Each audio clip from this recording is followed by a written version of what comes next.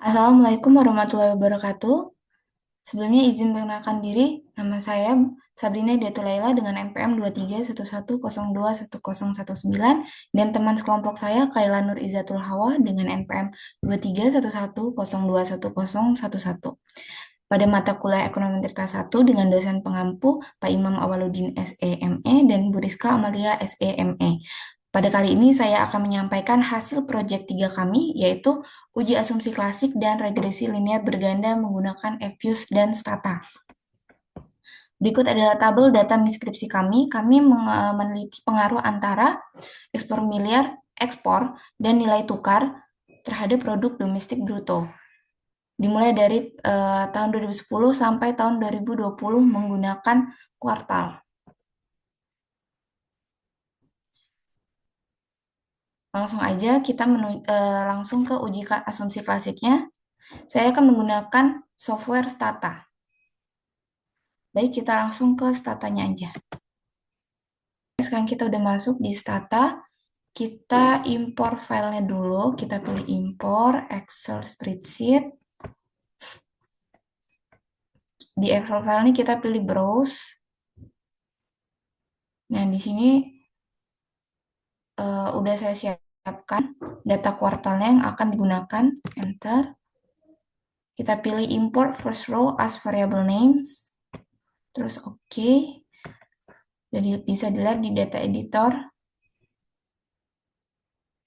Ya, datanya udah masuk, tapi di bagian tahunnya ini masih berbentuk string. Sedangkan untuk menguji asumsi klasik nggak boleh ada string begitu. Nah, kita buat variabel baru dulu. Di sini saya udah siapkan komennya. Data TQ, kita pilih yang ini, generate sampai format.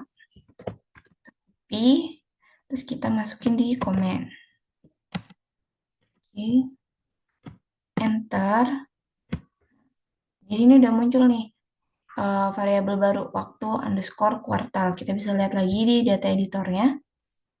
Nih, ada muncul variabel baru. Nah, kalau udah kayak gini, berarti sekarang kita udah bisa uji asumsi klasiknya. Pertama kita set dulu TSET. Masih kita pakai ini waktu underscore kuartal, enter. Nah, di sini eh, udah jadi time variable nih, waktu kuartal dari 2010 kuartal 1 sampai 2020 kuartal kuartal 4. Di sini deltanya 1 kuartal. Nah, kita langsung aja sekarang uh, kita regresi linear dulu. Linear regression. Nah, kita pilih dulu dependent variabelnya. Y, X1, X2. Kita oke. Nah, udah muncul nih ya regresinya. Sekarang baru kita pakai komen yang tadi. Nah, mau tadi yang ini merah karena uh, belum diregresi linear. Jadi harus diregresi linear dulu, baru kita masukin komen yang ini. Gitu.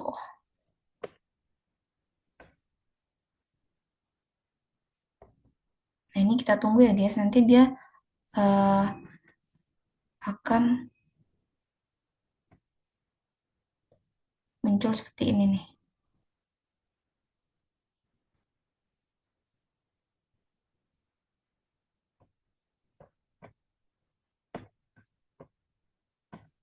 Iya, uji normalitas.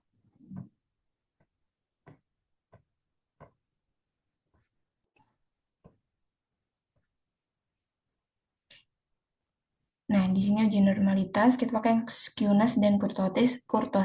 Jika nilai skewness dan kurtosis berada dalam rentang tertentu, biasanya -2 hingga +2, maka data dianggap terdistribusi normal.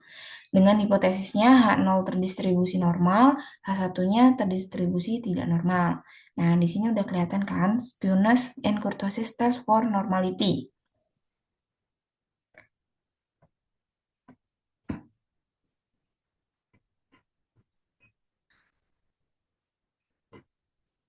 Nah, dengan interpretasi, jika nilai skewness dan kurtosisnya berada dalam rentang tertentu, seperti yang udah aku bilang tadi, biasanya di minus 2 hingga plus 2, maka data dianggap berdistribusi normal. Nah, nilai skewness dan kurtosis ini masing-masing adalah 0,1601 dengan 0,4207, maka data terdistribusi normal. Dengan grafiknya ini, maka data miniskripsi yang kami gunakan lolos uji normalitas. Gitu. Sekarang kita lanjut ke deteksi multikoliniaritas. Oke. Untuk deteksi multikoliniaritas kita linear regression dulu. Oke. Nah, terus di sini kita pilih linear models and related regression diagnostic dan specification test. Kita pilih yang variance inflation factors for the independent variables atau VIF. Oke, kita enter. Nah, muncul kan udah stat VIF, variable VIF. Nah, di sini muncul juga udah aku tulis, jika nilai toleransinya itu lebih dari 0,10 dan nilai VIF-nya itu kurang dari 10, maka tidak terdapat gejala multikolonialitas. Nah, jika nilai toleransinya itu kurang dari 0,10 dan nilai VIF-nya lebih dari 10, maka terjadi gejala multikolonialitas. Nah, data di atas dapat dilihat nilai VIF variabel X1, ekspor barang dan jasa, itu sebesar 1,69 yang mana kurang dari 10, dan nilai 1 per VIF-nya itu sebesar 0,590411, yang mana itu lebih dari 0,10.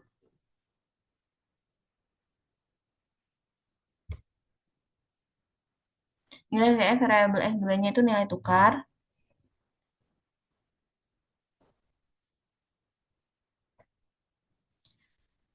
sebesar 1,69 yang mana kurang dari 10 dan nilai 1 per FVF-nya sebesar 0,990411 kurang dari 0,10 yang mana dapat disimpulkan bahwa tidak terdapat gejala multikolonialitas atau lolos deteksi multikolonialitas. Nah, sekarang kita lanjut ke uji heteroskedastisitas.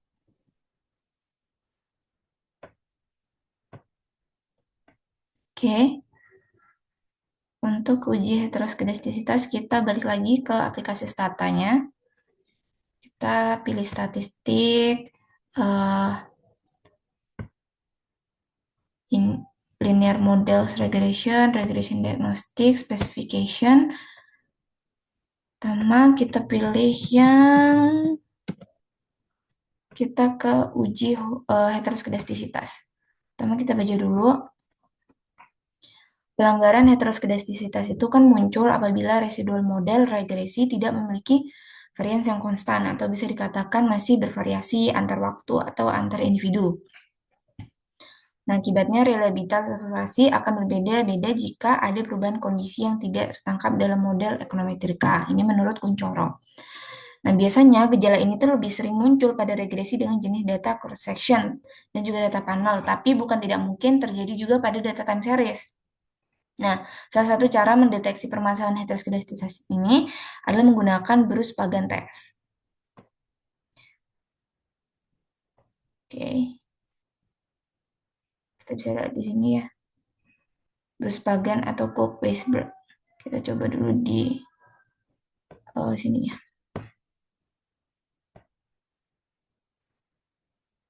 Kita pakai Bruce-Pagan test. Oke. Pertama kita linear regression dulu. Oke. Ntar. Habis itu kita pilih lagi linear models and related, regression diagnostic, specification test.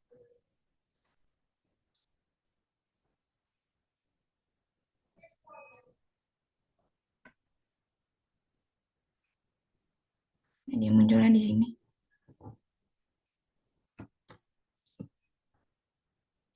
Kita pilih test for heteroscedasticity atau head test. Oke. Nah, muncul nih. Bruce-Pagan, Weisberg. Nah, kita cek lagi interpretasinya di sini.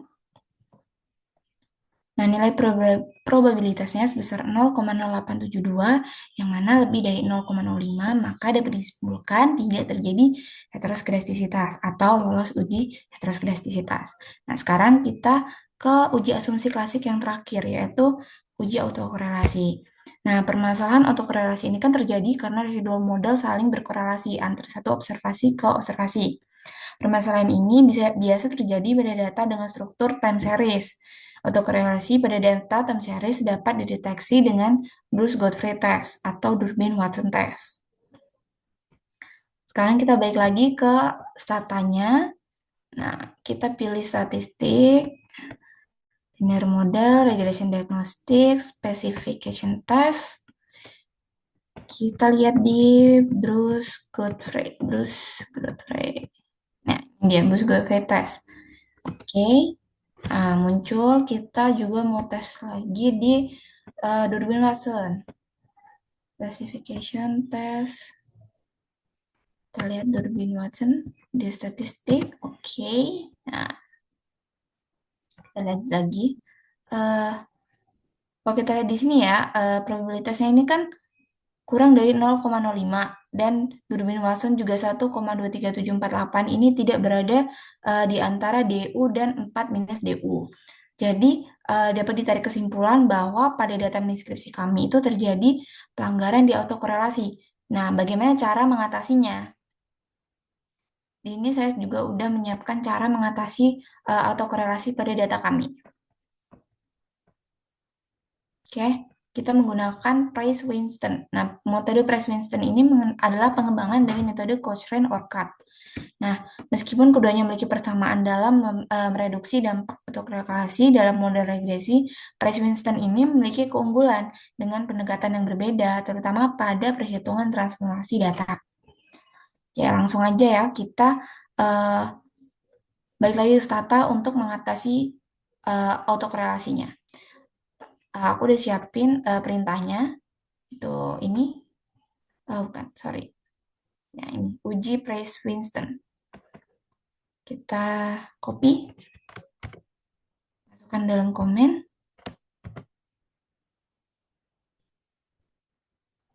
Nah, ya, kita enter. Oke, muncul kan Price Winston AR1 regression. Nah, mereka udah meregresi regresi baru menggunakan Price Winston dan dapat lihat di sini Durbin Watson statistiknya yang originalnya 1,123748 itu bertransformasi menjadi 1,845743. Nah, oke. Dapat dilihat dari regresi Price Winston ini ada perbedaan pada nilai Durbin Watson-nya. Nilainya yang semula 1,123 sekian menjadi 1,84 sekian. Nah, hal ini menandakan bahwa sudah tidak ada lagi autokorelasi, sehingga data yang digunakan lolos semua uji asumsi klasik. Gitu.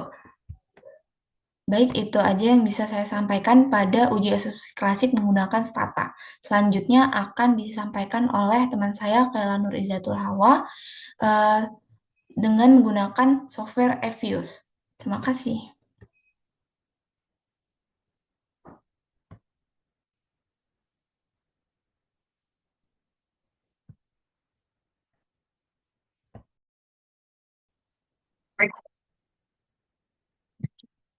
Assalamualaikum warahmatullahi wabarakatuh. Sebelumnya, nama saya Kaila Nurizatul Hawa. Di sini saya akan mempresentasikan hasil uji-uji yang telah dilakukan di EFUS untuk proyek 3 tugas ekonomika eh, berikut. Eh, saya telah memasukkan data-data untuk diuji di EFUS, berikut datanya, dan saya telah melakukan eh, regresi linear berganda dengan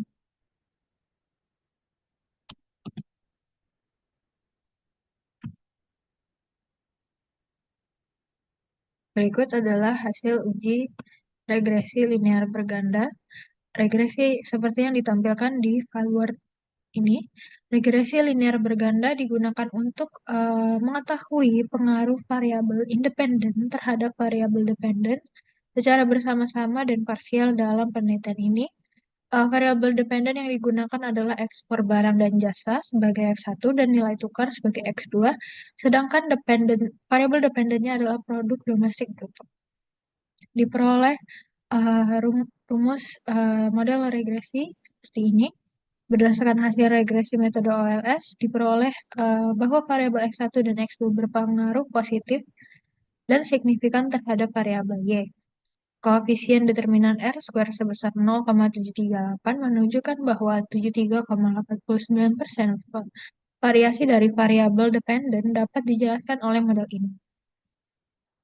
Nilai F statistik sebesar 58,006 dengan probabilitasnya 0 mengindikasi bahwa model ini secara keseluruhan signifikan, namun perlu diperhatikan Durbin Watson sebesar 1,123 menunjukkan indikasi autokorelasi positif yang perlu diuji untuk memastikan validasinya kembali. Selanjutnya saya akan melakukan uji normalitas.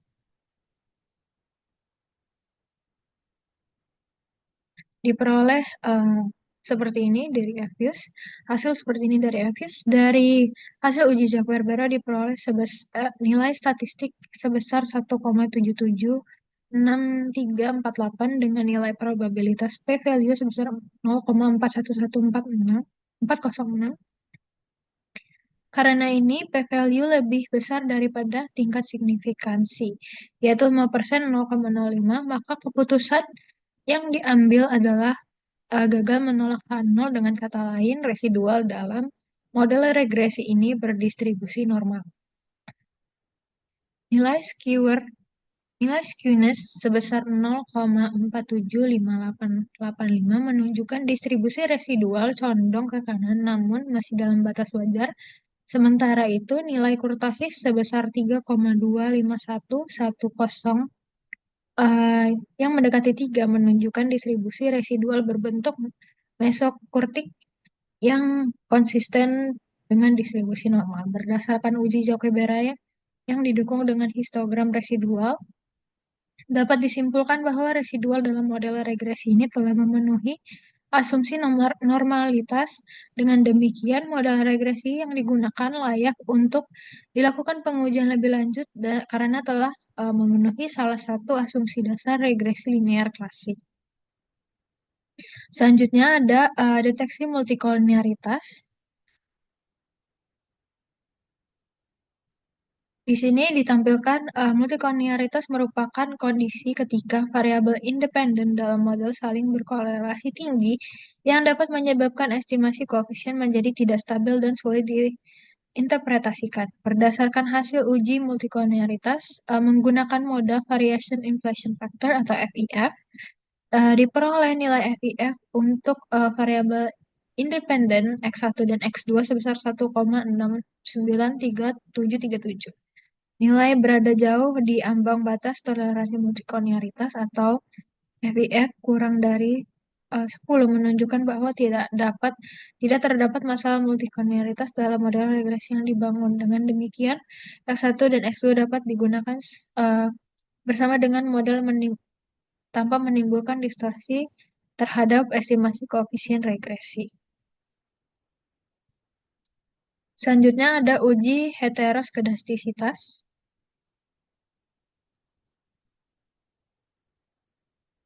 dengan menggunakan metode Harvey. Diperoleh nilai seperti ini.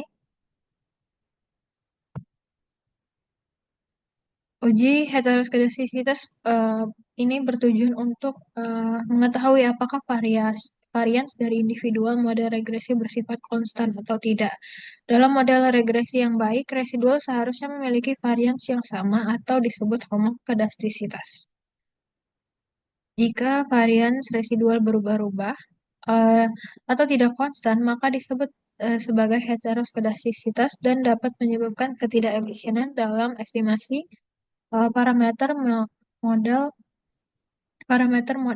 Heteroskedastisitas yang terjadi dapat membuat standar error menjadi bias sehingga uji statistik seperti T dan F tidak valid. Berdasarkan hasil dari uji heteroskedastisitas yang digunakan metode Harvey, diperoleh probabilitas F statistik adalah 0,32739 0,332,739 dan observasi R square-nya adalah sebesar 0,131105 dan selected expanded SS sebesar 0,1589. Ketiga, nilai probabilitas tersebut lebih besar dari tingkat signifikansi 5% 0,05 sehingga dapat disimpulkan bahwa tidak terdapat heteroskedastisitas dalam model yang diuji. Hasil menunjukkan bahwa model telah memenuhi asumsi homokedastisitas yang berarti variance dari error term adalah konstan dan model ini layak digunakan untuk estimasi. Selanjutnya ada uji autokorelasi menggunakan metode Durbin-Watson. Di sini ada gambar 1 dan gambar 2.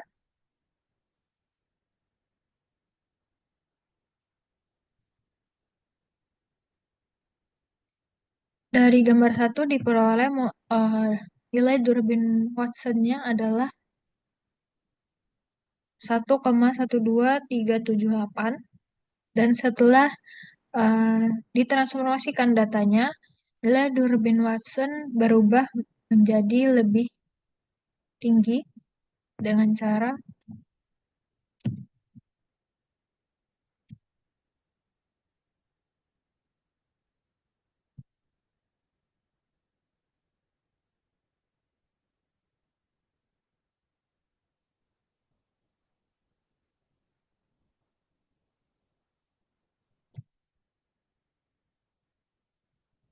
dengan begitu nilai Durbin-Watson-nya menjadi 2,118651.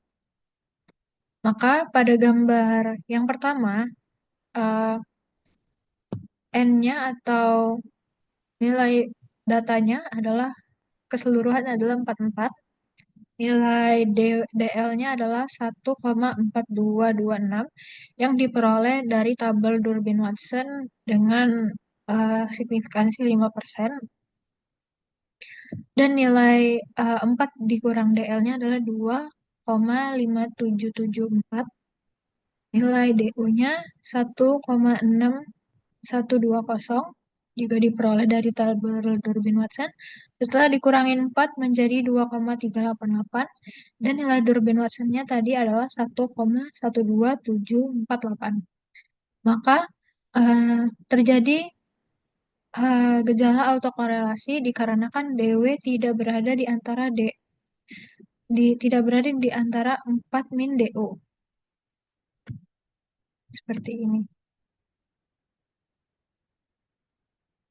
Selanjutnya, pada gambar kedua, setelah transformasi data, N berubah menjadi 43 after adjustment, maka DL-nya adalah 1,4151 yang diperoleh dari tabel Durbin-Watson. Setelah dikurangi 4 menjadi 2,5849. DU-nya adalah 16091 diperoleh dari Durbin-Watson. Dan setelah dikurangi 4 menjadi 2,3909. Nilai DW-nya menjadi 2,11,8651. Maka tidak terjadi gejala autokorelasi atau lolos uji autokorelasi karena nilai Durbin-Watson statistiknya berada di antara DU dan 4 min DU. Seperti ini. Maka, berdasarkan hasil uji Durbin-Watson ditemukan adanya autokorelasi pada regresi awal. Hal ini ditunjukkan oleh nilai Durbin-Watson sebesar 1,1237748 yang tidak berada di antara nilai batas DU dan 4 min DU. Untuk mengatasi permasalahan tersebut, dilakukan transformasi data ke dalam bentuk first difference, yaitu menggunakan variabel dy, d dalam kurung y, d dalam kurung x1, d dalam kurung x2 pada persamaan regresi di Fuse. Transformasi data ini bertujuan untuk menghilangkan autokorelasi yang terdapat dalam model awal.